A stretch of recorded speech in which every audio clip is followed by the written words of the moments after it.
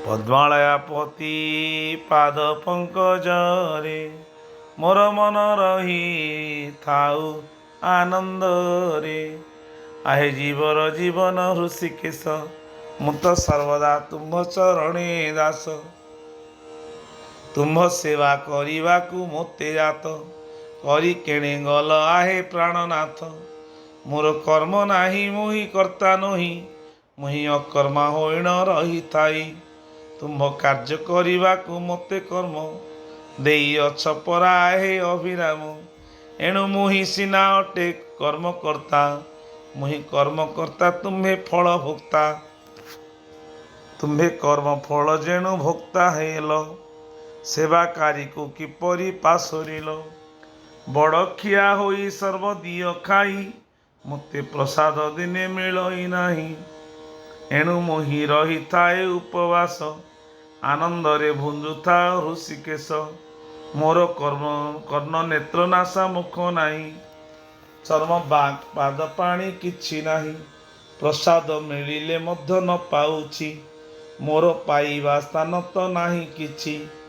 ଭୁଞ୍ଜିବାକୁ ଯଦି ମୋର ସ୍ଥାନ ଥାନ୍ତା, ତୁମେ କିପରି ହୋଇଣ ଥାନ୍ତ ଭୋକ୍ତା। ତୁମ୍ଭେ କିପରି ହୋଇଣ ଥାନ୍ତ ଭୋକ୍ତା, ତୁମ୍ଭେ କିପରି ହୋଇଣ ଥାନ୍ତ ଭୋକ୍ତା।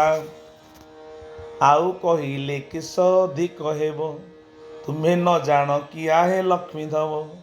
ଏଣୁ ଦୁଃଖ ସୁଖ ମୁହିଁ ନ ଜାଣଇ, ତୋର କର୍ମ ଫଳ ଭୋକ୍ତା ଯେଣୁ ତୁହି। ଯେତେ ଦିନ ଏ ଭାବ ନ ଦେଇଥିଲ, ଅନାର୍ଯ୍ୟ କରିଣ ମୋତେ ରଖିଥିଲ। ଏହି ଭାବ ଯେଣୁ ଦେଲ ଖଗଧ୍ୱଜ, ତେଣୁ କରାଇଲ ମୋତେ ତୁମ୍ଭେ ଆର୍ଯ୍ୟ। ଯେତେ ଦିନ ଏ ଭାବ ନ ଜାଣିଥିଲି, ଏଣୁ ଅସ୍ପୃଶ୍ୟ ହୋଇଣ ରହିଥିଲି। ଯେତେ ଦିନ ଏ ଭାବ ନ ଜାଣିଥିଲି, ମୁହିଁ ଅସ୍ପୃଶ୍ୟ ହୋଇଣ ରହିଥିଲି। ଯେତେବେଳେ ଏଇ ଭାବ କଲ ଦତ୍ତ, ମୋତେ ସ୍ପର୍ଶ କରିଲ ଗୋପୀନାଥ। ଯାହା ତୋତେ କରୁଥାଇ ସମର୍ପଣ, ମୋର କି କାର୍ଯ୍ୟ କରିବାକୁ ଗ୍ରହଣ। ଏଣୁ ତୁମ୍ଭେ ଯାହା କରାଅ ମଙ୍ଗଳ, ତୁମ୍ଭ ମଙ୍ଗଳରେ ହେଲା ମୋର ମଙ୍ଗଳ। ଏହି ବୃକ୍ଷେ ବସିଛନ୍ତି ବେନି ହଂସ, ଜଣେ ଗ୍ରାସ କଲେ ଜଣେ ଉପବାସ। ତୁମେ ଉପବାସ ଥାଏ ଭୁଞ୍ଜେ ଜୀବ, ତେଣୁ ଜୀବ କିରାତ ଜାଲେ ପଡ଼ିବ। ପ୍ରକୃତି ବଶରେ ରହି ଭୁଞ୍ଜୁଥାଇ, ତେଣୁ କିରାତ ଜାଲରେ ପଡ଼େ ଯାଇ। ଜୀବ ଭୁଞ୍ଜିବାରୁ ସିନା ରୋଗୀ ହେଲା, ଜୀବ ଭୁଞ୍ଜିବାରୁ ସିନା ରୋଗୀ ହେଲା। ତେଣୁ ବୈଦ୍ୟ ବଟିକାକୁ ଆସେ କଲା, ଜୀବ ନ ଭୁଞ୍ଜି ତୁମକୁ ଯଦି ଦିଅନ୍ତା। ଜୀବ ନ ଭୁଞ୍ଜି ତୁମକୁ ଯଦି ଦିଅନ୍ତା, କିରାତ ଜାଲେ କିମ୍ପାଇଁ ପଡ଼ୁଥାନ୍ତା। ଆହେ ଜୀବର ଜୀବନ ହୃଷିକେଶ, ଏବେ ଆପଣ ତ ସବୁ କଲ ଗ୍ରାସ। ତେବେ କିରାତ କାହାକୁ ନେବ ବାନ୍ଧି, ଆହେ ନାରାୟଣ କହ ଏହା ସନ୍ଧି। ବୈଦ୍ୟ ବଟିକା ହୋଇଲା ଅକାରଣ, ଆହେ ପତିତ ପାବନ ନାରାୟଣ। ତୁମ୍ଭ କୃପା ଯାକୁ ହେଉଛି ହରି, ନାରିକେଳ ଫଳେ ଜଳ ଦେଲା ପରି। ତୁମ୍ଭ କୃପା ଯାକୁ ହେଉଛି ହେ ହରି, ନାରିକେଳ ଫଳେ ଜଳ ଦେଲା ପରି। ତୁମ୍ଭ କରୁଣା ଯାହାକୁ ହୋଇ ନାହିଁ, କରି କପିତଥ ଭୁଞ୍ଜିବା ପରି ସେହି।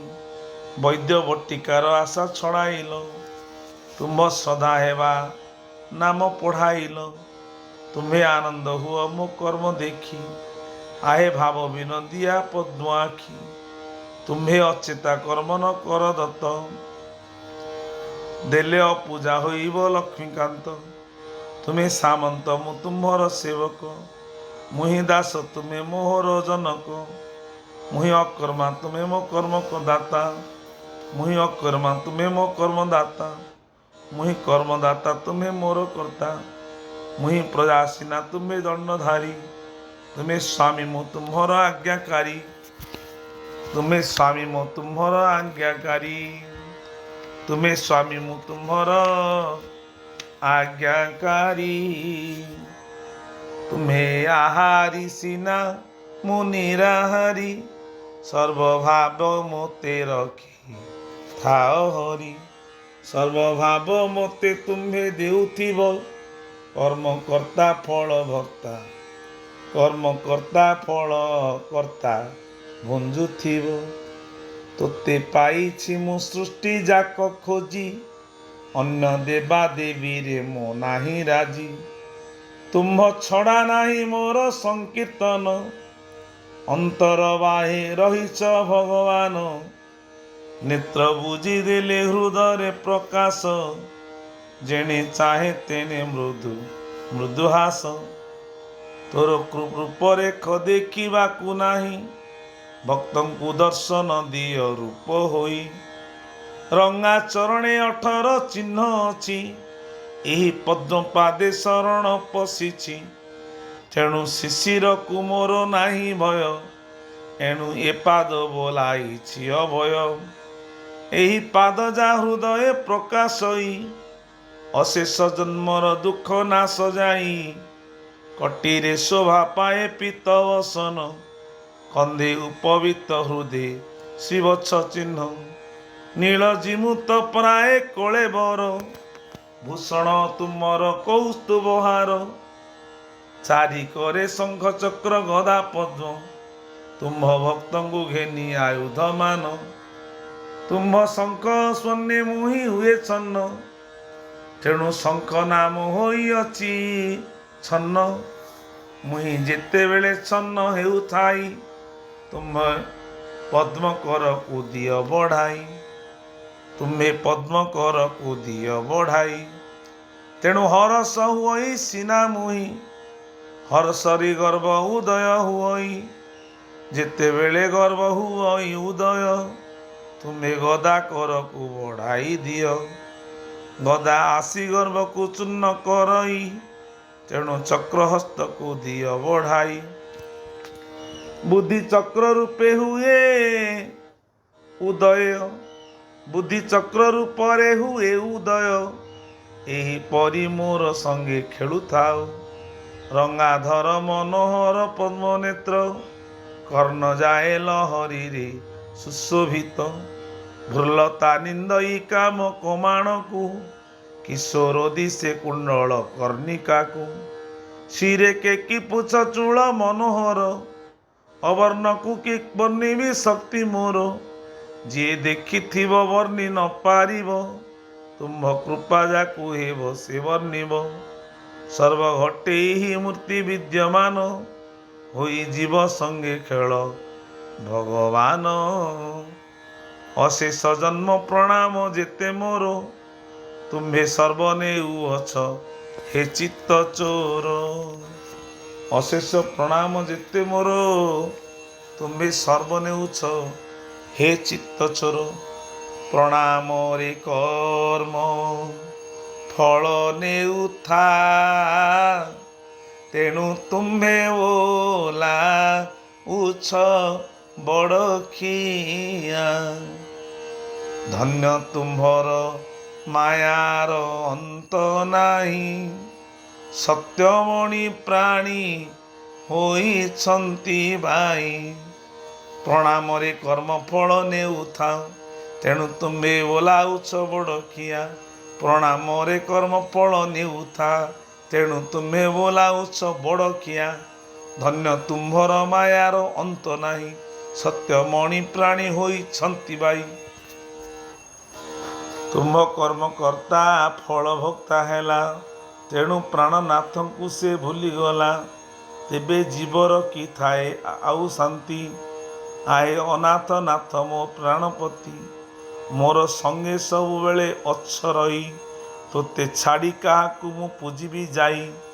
ମୁହିଁ ସ୍ନାନକୁ ଗଲେ ମୋ ସଙ୍ଗେ ଯାଅ, ମୁହିଁ ଭୁଞ୍ଜାଇଲେ ତୁମେ ଭୁଞ୍ଜୁଥାଅ। ମୁହିଁ ଶୟନ କଲେ ତୁମେ ଶୟନ, ମୋର ପାଶେ ପାଶେ ଅଛ ଭଗବାନ। ତୁମେ ମୋତେ ଛାଡ଼ିଲେ ଚଳିବ ନାହିଁ, ମୁହିଁ ତୋତେ ଛାଡ଼ିଲେ ଚଳିବ କାହିଁ। ମୋର ସଙ୍ଗେ ଲୁଚକାଳି ଖେଳୁଥାଅ, ଯୋଗ ମାୟା ଉହାଡ଼ରେ ରହିଥାଅ।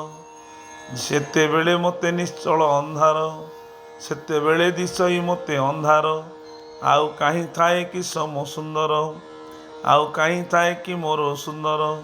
ତୁମ ଇଚ୍ଛାରେ ଆସି ଦର୍ଶନ ଦିଅ, ତୁମ କର୍ମକର୍ତ୍ତା ଫଳ ଫୁଲ ଭୁଞ୍ଜୁଥାଅ, ଭାବ ଭୁଞ୍ଜିବାକୁ ସିନା ଆସେ ନାହିଁ। ତେଣୁ ତୁମେ ବୋଲାଇଛ ଭାବଗ୍ରାହୀ। ତୁମେ ଯେଉଁ ଭାବ ଦତ୍ତ କରିଥାଅ, ସେହି ଭାବେ କର୍ମଫଳ ଭୋଗି ହୁଅ। ତୁମ ଇଚ୍ଛା ଯାହା ତାହା କରିଯିବ। ସେବାକାରୀ କି ସୁଦୟା ରଖିଥିବ। ତୁମ ପଦ୍ମପାଦେ ମୋର ଥିବ ମତି, ଦଣ୍ଡେ ନ ଛାଡ଼ିବି ଯେନେ ତୁମ ଭକ୍ତି। ଏହି ସୁଦୟା ମୁଠାରେ କରିଥିବ, ମୋତେ ଭୁଞ୍ଜିବାକୁ କିଛି ନ ମିଳିବ। ଏହି ସୁଦୟା ମୁଠାରେ କରିଥିବ, ମୋତେ ଭୁଞ୍ଜିବାକୁ କିଛି ନ ମିଳିବ। ଯାହା ମିଳିବ ତୁମକୁ ସବୁ ଦେବି, ମୁଇଁ ନିରାହାରୀ ହୋଇ ରହିଥିବି। ଆହେ ଅନାଥନାଥ ମୋ ପ୍ରାଣନାଥ, ଆହେ ଜଗନ୍ନାଥ, ଆହେ ରାଧାନାଥ। ଯଦି ରାଧାନାଥ ହେଲ ଗୋପୀନାଥ, ତୁମେ ନିଶ୍ଚୟ ହେବ ମୋର ନାଥ। ତୁମ ସଦା ମୁହିଁ ମୋର ସଦା ତୁହି, ତୁମ ଆଜ୍ଞାକାରୀ ଅଭିରାମ ବାଇ। ତୁମ ଅଙ୍ଗ ଉପହାର ଯାହା କିଛି, ତୁମ୍ଭ ଅଙ୍ଗ ଉପହାର ଯାହା କିଛି, ତାହା ଶରୀରରେ ଭୂଷଣ କରିଅଛି। ଜ୍ଞାନେନ୍ଦ୍ରିୟ କର୍ମେନ୍ଦ୍ରିୟ ମନ ବୁଦ୍ଧି ଏହି ଉପହାର ଦେଲ ଦୟାନିଧି। ତୁମ୍ଭ ପ୍ରସାଦ ମୁଁ ନିତ୍ୟ ଖାଉଅଛି, ପ୍ରସାଦ ସିନା ତୁମ୍ଭ କୃପା ହୋଇଛି। ଏଣୁ ତୁମ୍ଭ ପ୍ରସାଦ ମୁଁ ନିତ୍ୟ ଖାଇ, ତୁମ ରୂପକୁ ନୟନେ ଦେଖୁଥାଇ, ତୁମ ରୂପକୁ ନୟନେ ଦେଖୁଥାଇ, ତୁମ ରୂପକୁ ନୟନେ ଦେଖୁଥାଇ। ସାଧୁ ସଙ୍ଗୁ ନ ଛାଡ଼ ମୋତେ ହେ ପ୍ରାଣନାଥ, ସଙ୍ଗୁ ନ ଛାଡ଼ ହେ ମୋ ପ୍ରାଣନାଥ। ଦୃଷ୍ଟି ଅଗ୍ରେ ରହିଥାଉ ବିଶ୍ୱନାଥ, ତୁମ୍ଭେ ଅନ୍ତର ହୋଇଲେ ଭଗବାନ। ଦଶ ଦିଗ ମୋର ହୋଇ ଜୀବ ଶୂନ୍ୟ, ତୁମେ ଦେଇଅଛ ଯେତେ ଉପହାର। ଫଳ ନ ଫଳିବା ଯାଇ ସବୁ ମୋର, ସବୁ ସାଧ୍ୟ କରି ମାତ୍ର ଦେଇଥିବ। ଅସାଧ୍ୟ ହେଲେ ଆପଣ ସବୁ ନେବ, ୟାଙ୍କୁ ସାଧ୍ୟ କରୁ କରୁ ଜୀବ ବେଳ। ତୋତେ କେତେବେଳେ ଭୁଞ୍ଜାଇବି ଫଳ, ୟାଙ୍କୁ ଅସାଧ୍ୟ କରିଣ କିମ୍ପା ଦେଲ। ୟାଙ୍କୁ ଧରି ମୁଁ ହେଉଛି କଲବଲ, ମଳୟ ପବନ ତୁମେ କୃପା ବହି। ବାଜିଲେ କାଷ୍ଠ ଜୀବ ଚନ୍ଦନ ହୋଇ, ଯେଉଁ ପରି ସାଧ୍ୟ କରି ଦେଇଥିବ, ସେହିପରି କର୍ମ ଫଳ ଭୁଞ୍ଜୁଥିବ। ଆହେ ଅନାଥ ନାଥ ନେତ୍ର ସମ୍ପତ୍ତି, ଅଭିରାମକୁ ଦିଅ ନିର୍ମଳ ଭକ୍ତି। ପ୍ରଭୁ ଅଭିରାମକୁ ଦିଅ ନିର୍ମଳ ଭକ୍ତି। ଏ ଥିଲା ଜଗତଗୁରୁ ଠାକୁର ଶ୍ରୀ ଶ୍ରୀ ଅଭିରାମ ପରମହଂସ ଦେବଙ୍କର ସ୍ତୁତି ରତ୍ନହାର। ଏ ସ୍ତୁତିକୁ କଲେ ଭଗବାନଙ୍କର ସମ୍ପୂର୍ଣ୍ଣ ଶରୀରରେ ଆଭୂଷଣ କରେ, ଯେଭଳି ସ୍ୱର୍ଣ୍ଣ ଅଳଙ୍କାର ପିନ୍ଧେଇଲେ ଶରୀର ଶୋଭା ଦେଖେ। ଭଗବାନଙ୍କ ଚରଣ ତଳେ ସମର୍ପଣ କଲେ ଏ ଭାବରେ ଠାକୁର ରତ୍ନହାର ପିନ୍ଧିଲା ଭଳି